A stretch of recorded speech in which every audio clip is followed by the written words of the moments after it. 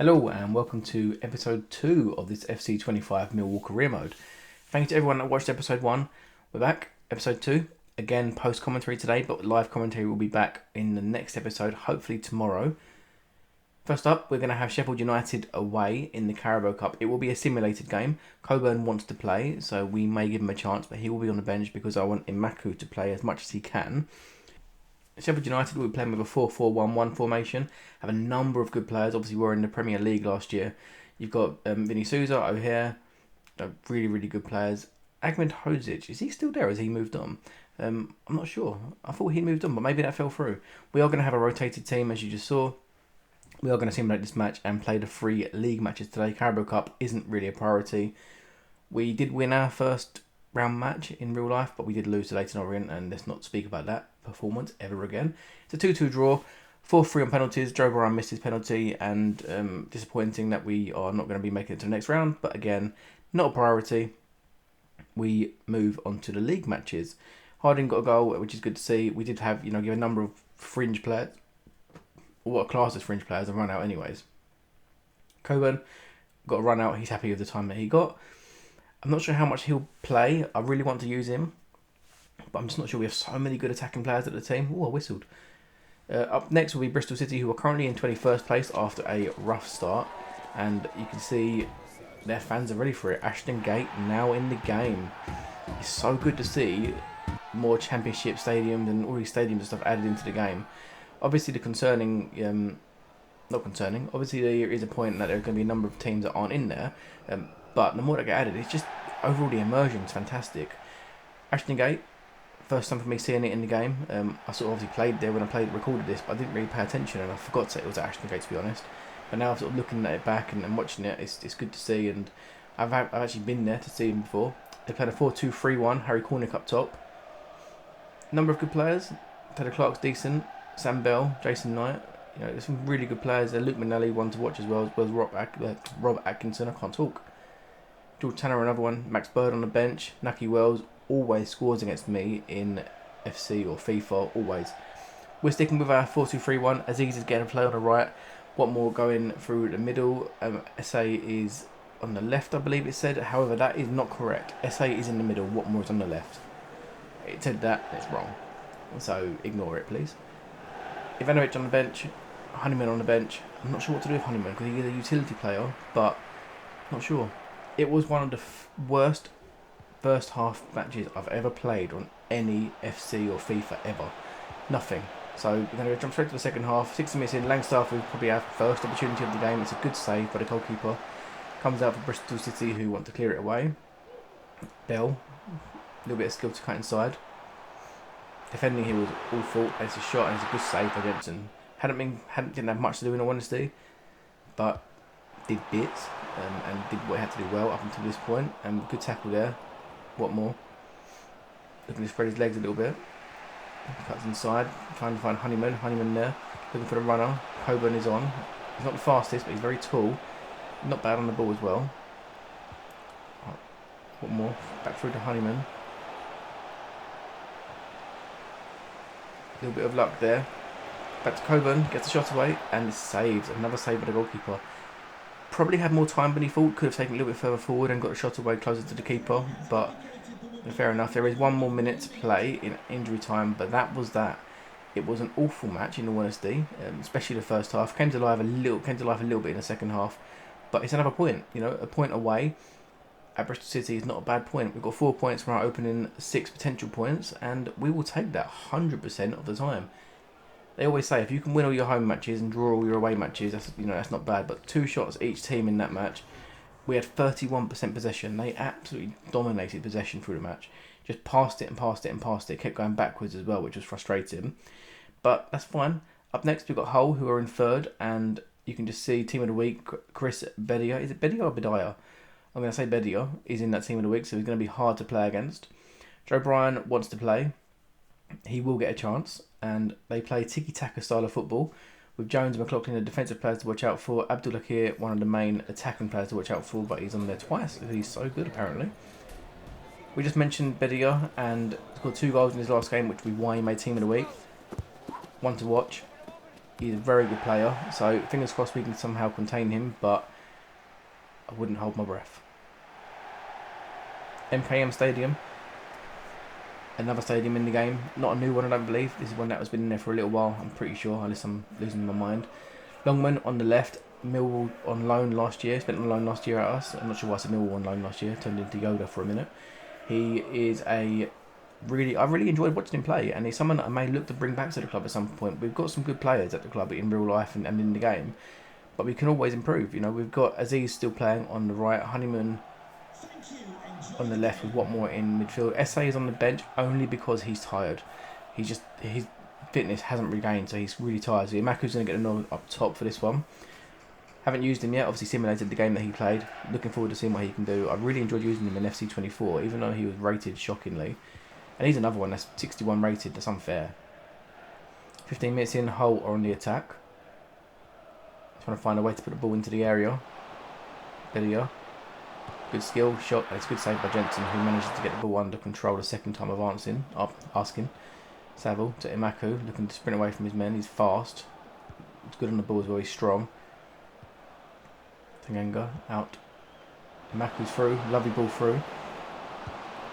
If he could get a goal there, it would have been so good for his confidence, but it wasn't to be. But this match was already better than the last match. And Cooper there jumps up and he's playing volleyball. Just volleyballs it away with his hands, and it is a penalty to Hull. So yes, as you can see, we have got penalties on. We have got handball on, and that's handball is for everything. Hopefully it doesn't become OP. I don't find it ever really does, but I know people do complain that it does sometimes. It was missed. But yeah, despite all his plaudits before the game, made a hash of it. And second half, we were on the attack. Imaku looking for another chance. Done really well. The finish was quite weak, in all honesty. Had a lot more time. Could have placed it better. But we were a better team at this point. Another lovely ball through. Imaku through here, looking for another shot. And he gets the shot, but the keeper was equal to it again. Some of his finishing was a little bit hit and miss, but some of his play was really, really good. His runs and his sort of offensive positioning was really good to see. Hull putting a move together with just over 10 minutes to go. The ball through to Bedia, and that time makes no mistake. From the penalty spot, he can't do it. From there, he can. That's why he was one to watch. 1-0 Hull with not long to go at all. Unfortunately, looks like we're going to be losing in Hull. It's a good finish though, just outside the area. Not really much the keeper could do about it, but it was disappointing. But Hull continued to put pressure on. They became all of a sudden just motivated and really, really put a lot of pressure on. Bedia here, twisting and turning. Jensen with a good save and keeps it at 1-0. But that was that, and it's a 1-0 defeat, our first defeat of the game. So we've got 1 win, 1 draw, 1 defeat in our opening 3 games. It's not terrible. Hull have had a good start to the season. They were third going into this game. We will move on to the third and final game of the episode. Apologies for any background noise. My chair is really squeaky and really annoying. When I play live commentary, and with the live commentary, I won't be using this chair, so that's fine. Brian was disappointed that we didn't win, but he was actually quite good as well. I was impressed with him. Another team of the week, and I'm so upset. Fleming in a Burnley shirt with a Burnley badge next to him. Oh, it hurts. But it is what it is. We got some money for him, or we will be anyway, when he actually moves in the summer. But he's gone there, and hopefully he does well for him. Just not when he plays us. Up next, Sheffield Wednesday, who are having a poor start to the season in 23rd place. Let's see if we can get a second win of the season.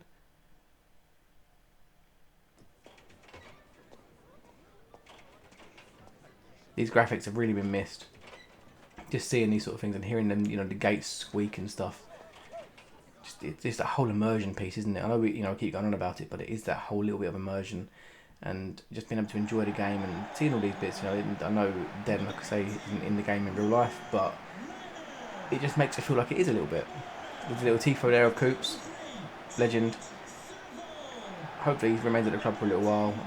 Some people have sort of questioned him and stuff, but I think he still does a fantastic job, especially with Tanganga next to him. With Tanganga next to him, just gives him another lease of life. SA is back in the team. He is in cam role. Watmore's on the left. I'm not sure why it's saying otherwise again, but it just does. And that's the way it goes. That's absolutely fine. We've got Leonard at right back, and McNamara returns to left back just because Brian was a little bit tired. So we we'll keep rotating them to start with. I'm actually been impressed with both. Joe Bryan might be just edging it. You can see the Sheffield Wednesday line up there. Jamal Lowe, who is linked with Millwall, every transfer window is now at Sheffield Wednesday, so maybe that will sort of end. Deshaun Bernard is one to keep an eye on. Really good player. Was, I believe, a free agent in the summer, but has opted to stay at Sheffield Wednesday, and fair play to him. You don't see a lot of loyalty in anymore. Barry Bannon on the bench. One to watch out for. He's got some long shots in him, especially in the lower leagues, but I think he did quite well last year as well. And unfortunately, 10 minutes in, the tackle sees Femi Aziz go down. He's clutching his shoulder, and the referee blows for a halt to the game because he has to. You can see the pain that Aziz is in. I mean, he's clutching his knee there. He was holding his shoulder a moment ago, and unfortunately, he has to come off.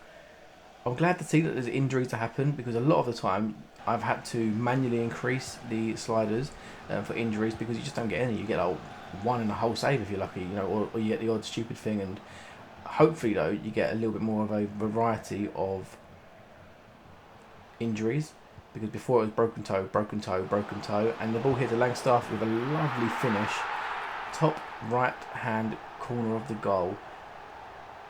Absolutely beautiful finish. The only player that has scored for us so far, unfortunately hasn't in real life, but that just shows what he can do. He's finishing. Look at that.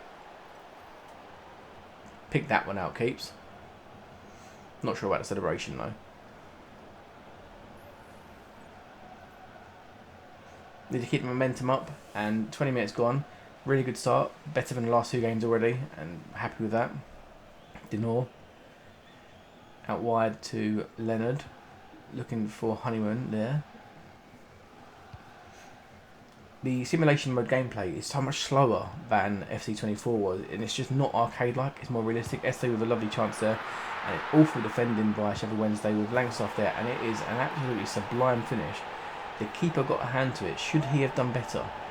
We'll have a look, but that celebration was funny, made me laugh. Not one again I've seen before, but I always randomise celebrations, to be honest, and it's just fun. Half an hour just gone, and with 2-0 up, much better. That tackle there was fantastic. When I used to play football, I used to play at generally centre-back, to be honest.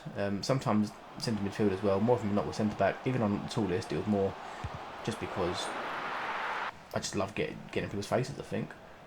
Esso, really poor touch there, gives the ball away and slides in afterwards, but Musaba with the ball on the right-hand side. Lovely little bit of skill to get around his man. Defending is not very good. I need to get used to this new sort of defending and all the new bits. And at the near post, it's one of those ones. Right at half time, it changes the whole team talk, the whole manager talk, everything. But this new POV view, something you love to see. Near post, should Jensen be doing better? Not sure. What do you think? Let me know any thoughts. What do you think? Should he be doing better there? I really don't know if I'm being too harsh. I kind of think near post, you should be. Musaba there, and it is 2 for Musaba.